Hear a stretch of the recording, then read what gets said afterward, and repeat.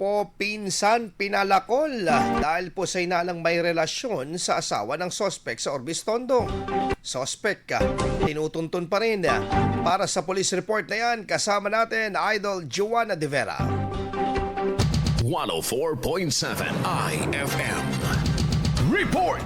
Nagpapagamot pa hanggang ngayon ng isang lalaki matapos palakulin ng kanyang pinsan gamit ang palakol dahil sa hinalang may relasyon umano ito sa asawa ng sospek sa barangay Sawat, Orbistondo. Batay sa investigasyon ng Orbistondo Police Station, madaling araw ng Miyerkules nang maganap umano ang insidente at magtungo ang biktima sa bahay ng sospek para kumprontahin ang asawa nito kaugnay ng kumakalat na balitang may namamagitan umano sa kanila. Ayon sa mga otoridad, nakainom na ang biktima ng dumating. Gayon din ang sospek na noong panahon na iyon ay nagkakaroon na ng pagtatalo sa asawa nito.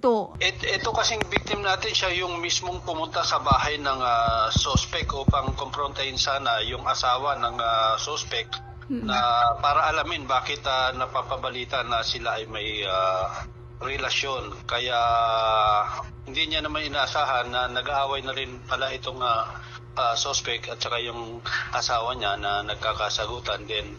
So happy na pumunta rin naman yung victim natin doon upang sana kumprontahin. Ngunit yun nga ang nangyari, kainit ng ulo kasi pareho silang nakainom. Di kalaunan ay nauwi sa mainitang pagtatalo ang sospek at biktima hanggang sa umano'y kumuha ng palakol ang sospek at inatake ang kanyang pinsan. Nagawa pang makatakas ng biktima ngunit nadapa ito habang tumatakbo at inabutan ng sospek sa kahinataw ng palakol sa likod at binti. Agad na isinugod sa ospital ang biktima para sa kaukulang lunas habang nakatakas naman ang sospek matapos ang insidente. Patuloy naman ang isinasagawang operasyon ng mga otoridad at hanggang ngayon ay tinutuntun pa rin ang sospek.